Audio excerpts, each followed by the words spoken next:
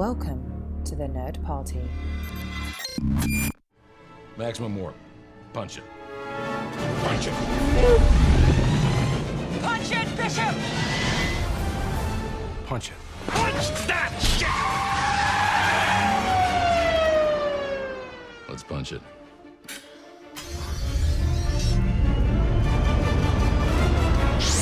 Hello, everybody, and welcome to Punch It, episode 121. My name is Charlene Schmidt, and with me, as always, is... Tristan Riddell. Tristan Riddell, I adore you, sir. What makes you say that? I am delighted to be podcasting with you today because we've had difficulties managing our schedules as of late. I have a new job. You are very busy at your job, and so sometimes we do our very best to just juggle and eke this podcast out because when we don't talk to each other, like, there's a profound sense of loss. And so when we do manage to get our schedules to align and podcast, I'm grateful for that. And I know our listeners are too. And particularly this week, I'm feeling a little more sentimental than usual because this is the week that Star Trek Las Vegas is happening. Yes, and we're not there.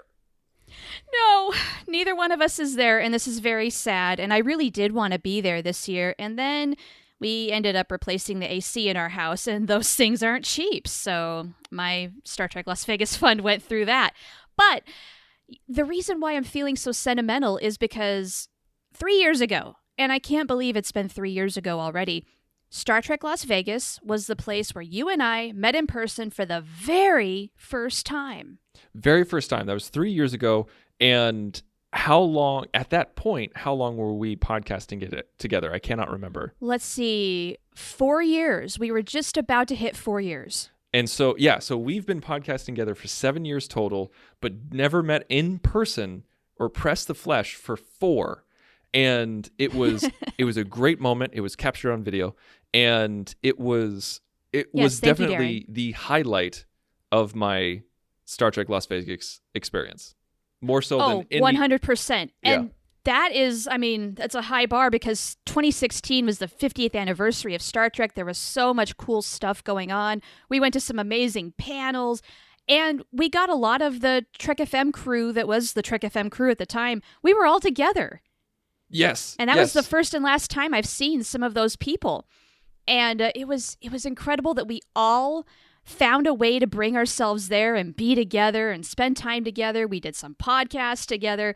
It was amazing, but meeting you was just, even if I had been deadly ill or didn't even have the financial means, I would have found a way to get my butt there because there was no way I was passing that up. And I've heard that there are some pretty great things happening at the current STLV right now. Yeah, I mean, they're just getting the party started, right? Yesterday, the convention officially began on a Wednesday, and my favorite thing, as always, is the cosplay, because people always bring their very best cosplay to Star Trek Las Vegas. I feel, though, that this year, man, they've set the bar even higher than previous years, and that is really saying something, but just even so far, and that's not to say that we're not going to see even more amazing things later, but we've already seen, we have the whale probe with a whale and a action figure of Spock mind melding with the whale. That is adorable. Freaking adorable. If you have not seen this, get on Twitter and follow TrekCore or Trek Movie, any of the major channels that are covering Star Trek Las Vegas. You'll see the cosplay. Also, I saw a red angel with wings that moved, and that's just amazing. That's pretty cool. Like, whenever you can get kind of anything mechanized or anything that has motion to an outfit or a cosplay, it really steps up the game. Totally. So I'm super excited about that. I'm super excited for all of you who are there. I appreciate you taking the time to tweet and share your experiences for those of us who aren't there, who are living vicariously through you. And I hope you're having an amazing time. Well, how about we get into our topic this week, because this was supposed to happen 2 weeks ago, something like that. I don't know. Something like that. Yeah, we had to talk about Picard when the trailer dropped at San Diego Comic-Con. That ended up becoming a full episode. We were going to discuss this topic back then, but you know what? no, we needed to give this its full due. And so we talked our mouths off with Star Trek Picard. We're done with that for now. And now, the topic at hand. And so we have a fan-suggested topic from Rich O'Donnell. That's the person who suggested this. And he says, he's referring to Deep Space Delta, which is an episode we did a few episodes ago, said, I was intrigued by that. And in your commentary, you briefly mentioned the Krenim. That got me wondering what the Year of Hell would have looked like on DS9 or any of the other series for that matter. And said, would you please explore that? And so you and I both love this idea. And so, Rich, we're going to give you what you want. This one is a really great topic, and we can go in multiple different directions. Now, I know that Rich specifically talked about the Krenim. Yes. But I feel like we could kind of make it a little bit looser, a little loosey-goosey with the topic where, okay, so what would a Year of Hell look like in TOS, TNG, Deep Space Nine, in Enterprise, as opposed to what would it look like if the Krenim got involved? Or we could do both, something like that. I'm so glad you're thinking that way, because that's how I was thinking too, thinking it doesn't have to be limited just to the Krenim, because I think what might happen is as we go through each show, it might be just a little bit different. It might be another race of aliens. It might not necessarily even be the show, if you're catching my drift. So there's a lot to explore here, and I would like to be a little fast and loose about it. Yes. I'm wondering, since Rich brought up Deep Space Nine, let's go ahead and start with that one. Okay, good. That answers our eternal question. Where should we start? So, DS9, he suggested a visual of ramming the station into the Krenim ship. Now, we know it takes a lot to get the station moving. That's going to take a lot of time, and I'm just thinking if Sisko's going to do the catch line, time's up. Yes, I'm doing the Janeway interpretation. I don't know what Sisko's would be exactly, but it would have to be at least a minimum of half the speed because that's how slow they're moving. I feel like Sisko would go one of two ways. He would whisper it, or he would scream it. Ooh, I think it depends on just how close he is to impact. Yeah, I feel like we'd get a time's up, or we'd get a time's up, like that kind of thing. No, I think it's even more ragey than that. Like if he is a split second away from exploding, it's going to be time's up. And I'm so sorry if you're listening to that with headphones.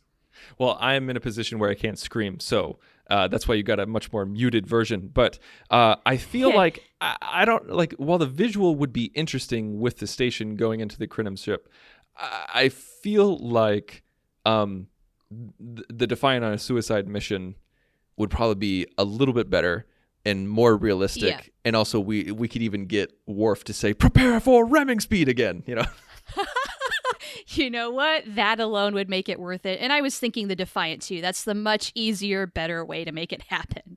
I feel like what we can do is we can continue our timeline of what if the Delta Quadrant was linked, like what if the wormhole was linked to the Delta Quadrant, and that's how we got the Krenim. I feel like this, I don't think this is particularly a good idea for the show when it comes to Krenim, what I'm about to say, but it could be, it's an interesting what if. Like, like I said, it wouldn't be great for Deep Space Nine, but it's an interesting what if. So what if the Krenim got involved in the Dominion inadvertently? Because we know that in Year of Hell, the actual Year of Hell, they were, Anarax was trying to get his wife back, trying to get his homeworld back and everything like that, and it screwed everything over. So what if, like during one of those, like we're in the middle of the Dominion War in Deep Space Nine.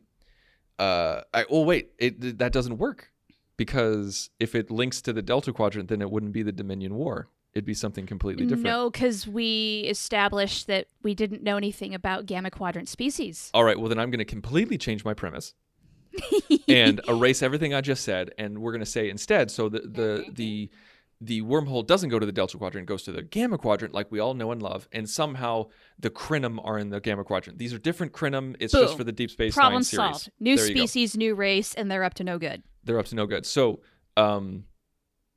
so like the Defiant is making the rounds in the Gamma Quadrant. They're in Dominion territory. They're like, it's one of those one-off episodes. And I feel like what would be cool to see in this is the Krynim are trying to do what they're trying to do. They're trying to get their homeworld back. Maybe it was destroyed by the Dominion. Maybe it was destroyed by the Changeling, something like that. I don't know. And That's what I was thinking. And they make things go crazy, and the Alpha Quadrant has lost the Dominion War. Uh-oh. And I feel like that would be a great thing to see. Like, we would see an alternate reality where this is what's going to happen if we lose. And like, we can explore what that would look like in a second. But at the end, when we get the reset button, maybe Cisco remembers. I don't know. Or maybe there's some reason why he remembers and he's the only one who does. I don't know. But it gives him resolve where he says, he's like, I've seen what it looks like when we lose. We can't lose, like that kind of thing. Uh-huh. Now, to answer one of Rich's questions, who would be on the time ship? Oh, because that's we had right. Chakotay and Tom Paris on the time ship, kind of, I guess, trying to negotiate, be the good guys, kill them with kindness in a way to sway them. And then we had that defector helping them out. I'd say Kira and Miles. Ooh, they make a fun team. I love the two of them in past together. tense. Yeah, me too. And they don't get enough time together, so I'm all for it. I think Kira would play the role of Chakotay and Miles would play the role of Paris. I think Miles is the one who, even though Kira is known as the hothead, I think Miles would be the one who would be more unsettled, and he would keep trying to explore the ship, learn how it works, figure out how to break it. And Kira, while still being the hothead, she, after years and years of being on Deep Space Nine, she understands that you can't bully this guy into submission. You cannot yell at him until he submits. Like, you have to use the diplomacy. You have to listen to him. And she's smart enough to do that. I think that would be an interesting pairing for that reason. Totally. I love it. Also, let's say that this is kind of midway DS9. Kira mellows out. Oh, yeah. She very much does. She has a really fantastic arc over the entire show. So I think we see a much more mellow Kira, someone who's willing to negotiate, someone who's willing to listen, but who can still break your nose if you piss her off. No doubt about it. But she does manage to read people a lot better, kind of knows what tactics will and will not work, like you illustrated. She would know, she would kind of see, like, she would kind of put her, or be in this situation and realize, I'm not going to get out of this with violence. Now, season 1 Kira absolutely would. Season 4 Kira, no. I feel like with this reality, the Year of Hell, Deep Space Nine reality, I would want to do a what if, where I'd want to do an entire episode where, like, they go back to Earth and figure out what that looks like. I think Deep Space Nine would be destroyed or replaced, something like that. But I feel like if this actually happened in the show, Deep Space Nine, the station, would still exist. It'd be overrun by Jim Hadar. Quark would still be there, Odo would still be there, something like that. And so they go and they try to infiltrate the station. They talk to the people and say, like, what happened? And they're like, what do you mean you don't, like, of course you know what happened. Actually, wait, in the Year of Hell, they weren't aware of the time change. Like, they weren't aware of everything. So no, unless you're on the time ship itself, you are at their whims. So I guess the story would be Cisco would be on Defiant with a skeleton crew, and they are the last bastion of Starfleet. Like, they are one of the remaining elements of Starfleet, and they're trying. Like, they know they're never going to win. They've already lost, so they can't win. It's so impossible. So they're just trying to strike a blow as hard as possible to the Dominion. Yeah, well, and I think what really turns the key for Cisco is losing somebody absolutely essential to his world. It would probably be Dax. Yeah. She gets killed in a battle, and then after that, Cisco does not care what happens to him. He's going to destroy the Krenim, Anarax, the ship at all costs. I'd say, like, on the Defiant, I think you'd have Cisco, Worf, and Bashir, and that's it. No Dax. No, well, you said Dax would die. Well, yeah, okay. Yes, she would. Yeah. Yeah. I think Okay, after, so that's who would be after that. Okay, yeah. And then we have Worf, prepare for ramming speed. yeah, and then that's when Yes. they do the whole thing where they find out that like, oh, we're living in a tangent universe. Like this shouldn't exist. If we destroy we shouldn't be going after the Dominion. We should be going after the Krynom. Yeah, maybe you can tech the tech and say that maybe the time ship's bubble, if you will, also captures the Defiant, and that's what sort of screws things up for the Krynom. So he has to keep calculating and blah blah blah blah, and then once they're involved in this mess, it only keeps getting worse. The Defiant is in massive disrepair. Everything is awful, and then we've got to get out of it. Yeah, and maybe the reason why this whole thing started is because they're in the Gamma Quadrant testing their new ablative armor or something like that on the Defiant. Something crazy. And that reflected the chronotons or blah blah blah blah blah blah blah. Something in subspace screwed up because it always does. It always does. So there you go. I think that is a bare bone Deep Space Nine story.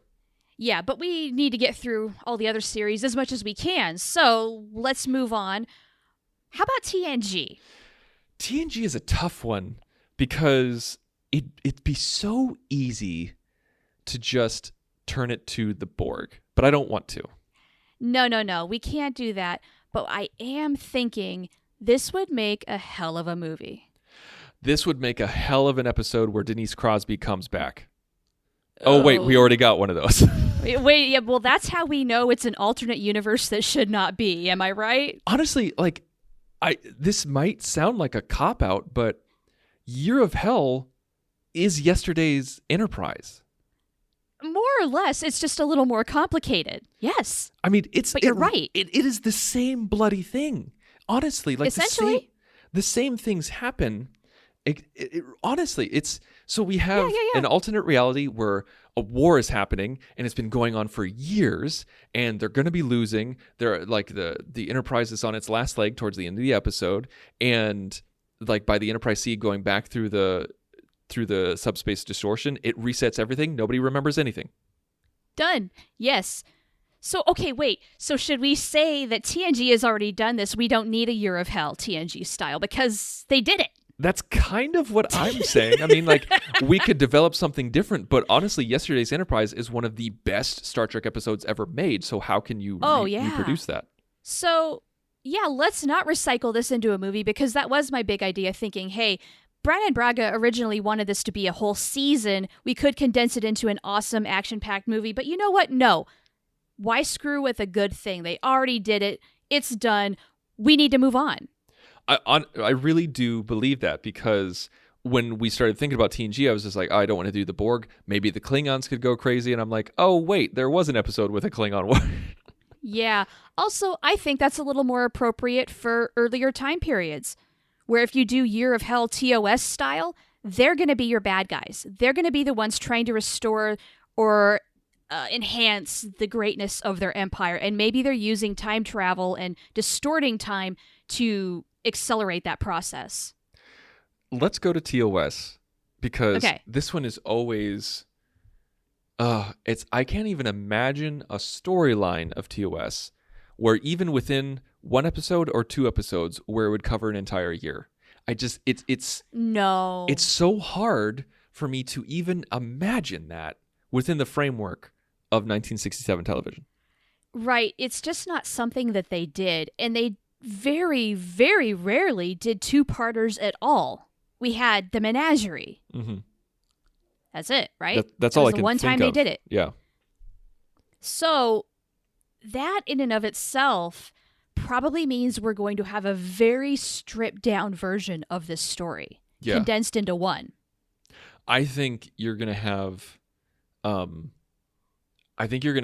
Kirk, Spock, and Bones on a planet, and maybe it's the Krynom homeworld. And the Krynom are firing something at the Krynom homeworld, trying to bring it back to its once glory. And the sheer existence of the landing party is what makes things go screwy. Love it. That's great. That's a great sci-fi kind of concept for its day. Yes. And I think that would work within a TOS framework. I think that's Uh-huh. I think it's tweaked enough. It's much more basic than what we got in Voyager, and I feel like they when they beam back to the ship, like things go crazy, things pop up around them on the planet, like civilizations pop up around them on what was once Barrens, but it's weird. Like it's a let's say it's like really it's a pre-warp state that maybe it's like an Iron Age. They're barbaric. You know, that feels like TOS, right? Yeah. And, well, they have to be worshiping some fake god, though. Something like that. And so the Krynim are just like, holy crap, we've reduced our planet to a warlike pre-warp state. This is what's gone wrong. And so Kirk, Bones, and Spock are like, get me out of here, beam me up. They beam back to the ship, and the ship has been with like the ship itself has gone through a year of hell. Ooh. So they didn't go through it, but the ship did? The ship did. So like it's Wicked. it's missing a nacelle. You know, like a fifth of the Sarsa section is gone, floating in space, and like we have Scotty, who's the captain now, and is just completely a hot mess. It's He hasn't showered in a week. You can tell. I mean, it's bad. It's and like Sulu's dead. Uhura's the first officer. You know, they're just like, where have you been? You're like, we've been looking all over for you. We thought you died on that planet. And Kirk, Spock, and Bones are just like, what are you talking about? It's been 15 minutes. They're like, it's been a year. We got your signal and we flew back or something like that. I don't know. Yeah. Oh, crazy. Okay, that's pretty cool. That's a great way to kind of condense it into one episode. Now, do we have to reverse the damage to the Enterprise? Oh, yeah, absolutely. You got to do the reset button. You got to, like... Yeah. Spock is a genius. He's the Dos Ex Machina. You know, he says, he's like, according to my calculations, if we destroy the Krynim ship, we can do this. You know, it'll revert everything back, yeah. He'll figure out how to reset everything. And they're like, how done. are we going to destroy... how are we going to destroy the Krynim ship when we have half of a ship here? You know, like, that's the drama. You got to fly it into the planet. Yeah, you fly it into the planet, you fly it into the ship, something like that. Yeah, that's probably a little too heavy on the special effects, practically speaking, for the show, but this is all hypothetical, so just go with it. Well, I think even in TOS, like in the 60s, you'd have the Krynim ship, you'd have the busted down Enterprise, and you just have the model fly towards it, and then you have a bright explosion. Kaboom. That's it. It just goes white. Fair enough. And then all of a sudden, and it comes back from white, and the Enterprise is all whole again. Right. Sort of like in yesterday's Enterprise, where we have kaboom, cut to, we're back on the Enterprise we know and love, all is well. Everything's hunky-dory. Right. Okay, so that's TOS. How about Enterprise? Because I feel like of all of the other series, this might be the place where Year of Hell, like let's say that Brannon Braga could only get a two-parter on Voyager, and he said no. He shelves it for a while. Enterprise goes into production. He says, you know what? I'm really going to make something of this. He kind of did with the whole Xindi thing. I was going to say, I was like, this is another situation where, like, not only, like, where TNG did Year of Hell before Year of Hell was cool, Enterprise did Year of Hell the way that everyone said Year of Hell should have happened in Voyager. Right, because we saw damage to the ship. We saw gradual changes. So... do we want to say that maybe the Xindi would be the arch nemesis instead of the Krynim? I think you could say that. I think the only thing that we're missing with the Xindi arc that would make it Year of Hell is a reset button. And that's the best thing about season 3 of Enterprise is that there is no reset button. Like they so we don't really want to do that. Yeah, it's... So there is no time's up, and I really can't imagine Scott Bakula saying that anyway, so that's fine. So, and I feel like Discovery is too new to kind of touch on that one. Well, the way I feel this would happen with Discovery is sort of like with the Red Angel. They know that all sorts of crazy things are happening, but it's going to take all season to figure it out and have it come to a conclusion. And then there's 5 other stories going on alongside it at the same time. It's not, maybe it is like the top story, but it's not the only one. Right. Because they're weaving all sorts of things at the same time. So I'm wondering, yeah, because it feels like Enterprise did Year of Hell, but with the Xindi story arc. And I feel like if we showed an actual Year of Hell, that's exactly what it would look like, with the same amount of side stories and stuff that was kind of linked to the plot, but not really on a surface level. If we did just a two-parter of Enterprise, say this is season 4, okay? Okay, yeah. Say it's season 4, and we do a two-parter that's in the vein of Year of Hell. Man, I feel like we got it in Twilight. Jeez. Well, here's an idea is, what if it was one of the species that we're quite familiar with instead of the Krenim? What if it were the Klingons or the Romulans trying to do this? We could swap up the species, but honestly, like, if you look at it, you have season 3 as the complete look of Year of Hell, and then you have the episode of Twilight, which is your condensed version of Year of Hell. True. So Dang, really, so they've there's already nothing to done do. this. Yeah. It's happened so many times. I mean, it's all been pretty well done, I would say. Because Twilight is one of, if not my favorite episode of Enterprise, and yesterday's Enterprise is one of my favorite episodes of TNG, and Year of Hell is people's favorite two-parter on Voyager. And so this storyline is recycled, but done really well. I'm sure next year Orville will do it, and who knows? Right? Yeah, I guess it's just little tweaks to the same template. Yeah, I mean, we're trying to reinvent the wheel here. I feel like we've just spun our wheels this whole time. We've really not done that much with this, but you know what? It's already been done well. That's the thing. That's the conclusion we're coming to now. That's so crazy because, when Rich pitched this as a what if scenario, you and I were both jazzed.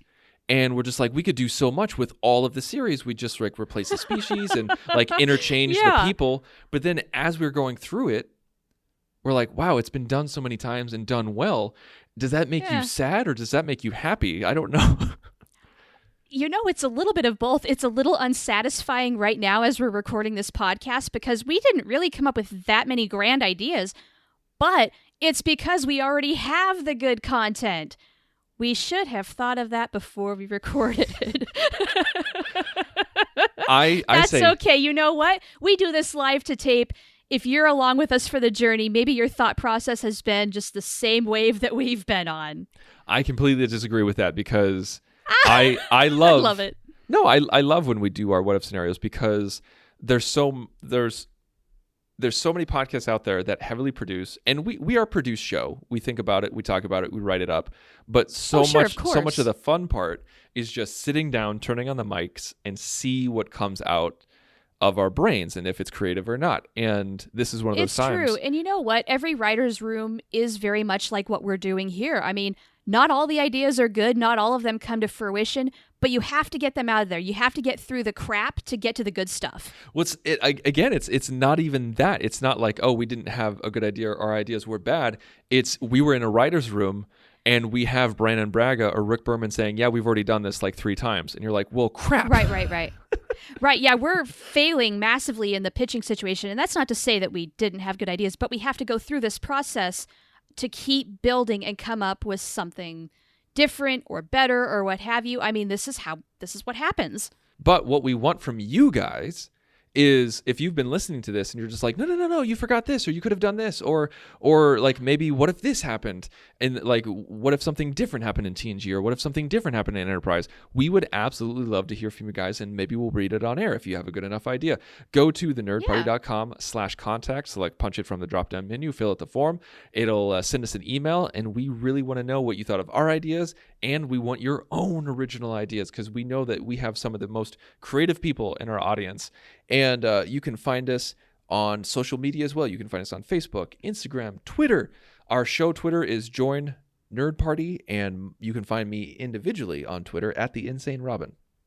You can find me at Oh the Profanity. And yes, please write in and tell us all of the things that we've forgotten, because I know that we are forgetting things. All right. Well, thank you so much for listening, and please tune in next week, because whatever we're going to do, we're going to punch it. Ready for warp, sir. Let's punch it.